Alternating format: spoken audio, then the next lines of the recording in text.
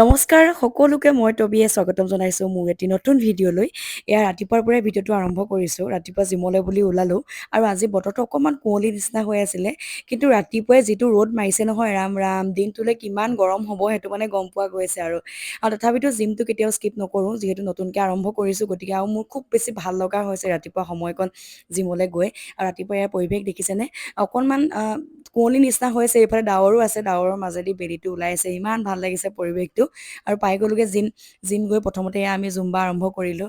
নচা নিচিনাহে হৈছে আৰু যি কি নহওক, এনেকৈ হাঁহি ফুৰ্তিৰ মাজেৰে সেই সময়কণো পাৰ হয়। বাকীকণ সময় ধুনীয়াকৈ নিজৰ যি প্ৰগ্ৰেম আছিলে সেয়া কৰিলোঁ, কৰি মেলি আজৰি হৈ ঘৰলৈ বুলি আহিলোঁ।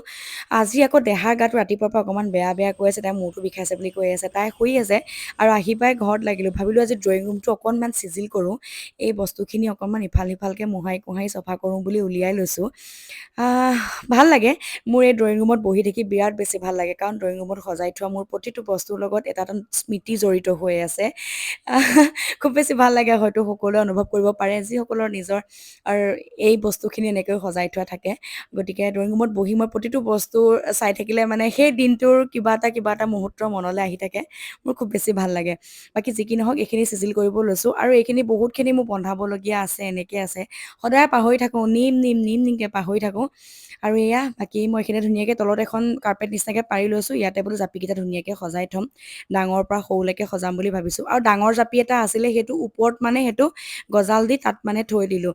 দুটা জাপি মই তেনেকৈ বেকা বেকাকৈ ৰাখি দিছোঁ, বাকীকেইটা জাপি মই ইয়াত থওঁ বুলি আনিছোঁ, ডাঙৰ পৰা সৰুলৈকে এনেকৈ সজাম বুলি ভাবিছোঁ। আৰু আচলতে খুব ধূলি হয় আমাৰ এইফালে, জানেনে কিয় জানো পাই, আমাৰ এইফালে ইমান বেছি ধূলি হয়। বাকী এইকেইটা জাপিও এনেকৈ সজাই লৈছোঁ।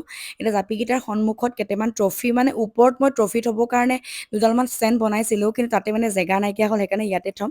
বাকী এই যে ফটোখন দেখিছে, সেইখন মই কমাৰ গাঁৱত যেতিয়া বিহু কৰ্মশালাৰ বাবে গৈছিলোঁ, তাতে মোক এজনী ভণ্টিয়ে ধুনীয়াকৈ তেনেকৈ আঁকি দিছিলে মোৰ ফটো এখন, আৰু মোৰ খুব বেছি ভাল লাগে, সকলোখিনিয়ে ভাল লাগে মোৰ।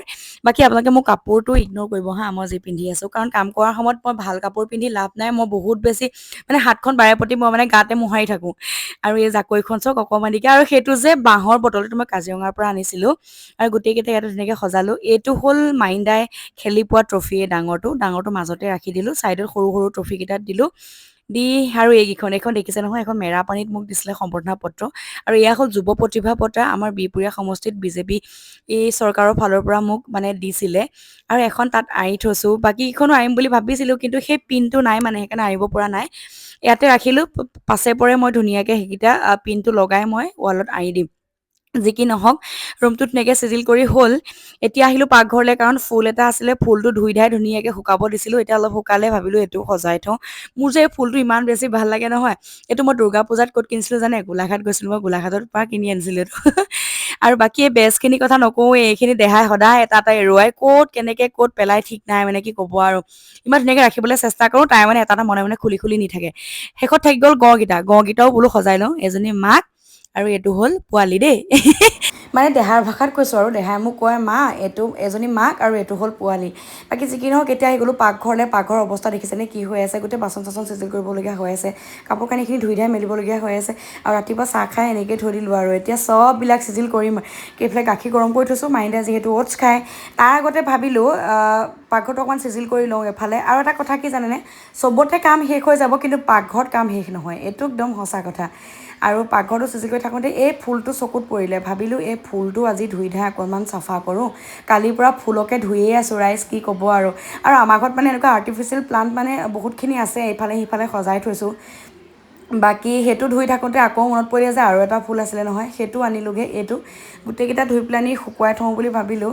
বাকী ফুল চুল ধুলোঁ, বাহিৰতো ফুল মেলি থৈছোঁ, এইকেইটা হৈ গ'ল ধুই ধাই বাৰু, এইকেইটা ধুনীয়াকৈ সজাই লৈছোঁ। বাকী এইটো ধুম বুলি ভাবিছিলোঁ, কিন্তু নাই, এইটোও নুধুলেও হ'ব, চাফা হৈ আছে। বাকী এইখিনি বাৰু কাইলৈ ধুম। আজি কি নহওক, চব ঘৰখন ধুনীয়াকৈ চিজিল কৰি থ'লে খুব বেছি ভাল লাগে। আৰু বাহিৰত ধুই থৈছিলোঁ এইটো ফুল, বাকী এইটো ভালকৈ চাফা নহ'ল দেখোন। যি কি নহওক যি হ'ল আৰু মুঠতে আনি ইয়াতে সজাই থ'লোঁ থোৱাৰ পিছত এতিয়া গ'লোঁ পাকঘৰলৈ যিহেতু দেহাৰ জ্বৰ হৈ আছে তাইক কিবা এটা খাব নেকি বুলি জোৰ জবৰদস্তিকৈ সুধিলোঁ তাইক বোলে ফ্ৰেঞ্চ ফ্ৰাইজ খাম আৰু পেকেট এটা আনি মই বোলো তাকে বনাই দিওঁ মুঠতে তাই বেমাৰ হ'লে এনেকুৱা লাগে যে কিবা এটা খা আৰু পেটটো মুঠতে ভৰাই থওঁ আৰু সঁচাকৈ ল'ৰা ছোৱালী অসুখ হ'লে যে কিমান চিন্তা নহয় এনেকুৱা লাগে যে নিজৰ হোৱাই ভাল নেকি যি কি নহওক তাই ক'লে ৱাটাৰমেলনো খাম বুলি সেয়াও বনাইছোঁ মুঠতে যি নহওক কিবা এটা খা আৰু খাই বৈ পেটটো ভৰাই থওঁ আৰু কাটি মেলি দিছোঁ আৰু আপেলৰ বাকলিটো গুচাই দিছোঁ কাৰণ যিহেতু তাই অকণমান গেছৰ নিচিনা হৈ আছে বাকী দি চাওঁ খাই নাখাই নাজানো আৰু এয়া দিলোঁগৈ খাবলৈ কিন্তু কি ক'ব ৰাইজ খাইছিলেহে অকণমান দেৰি পাছতে মানে পূৰা তাই বমি কৰি দিলে এতিয়া পূৰা তাই শুই আছে এতিয়া উপায় নাই কি কৰিব সেইকাৰণে জোৰো কোৱা নাই যেতিয়া গা ভাল লাগিব তাই নিজে কিবা এটা খাম বুলি ক'ব আৰু সেয়া বাকী আপোনালোকে ইমান দেৰিলৈকে মোৰ ভিডিঅ'টো চাই থকাৰ বাবে বহুত বহুত ধন্যবাদ জনাইছোঁ আশীৰ্বাদ কৰিব দেহাৰ যাতে অসুখ ভাল হয় সোনকালে বাকী সকলোকে লগ পাম আকৌ এটি নতুন ভিডিঅ'ত আজিলৈ আহিছোঁ বাই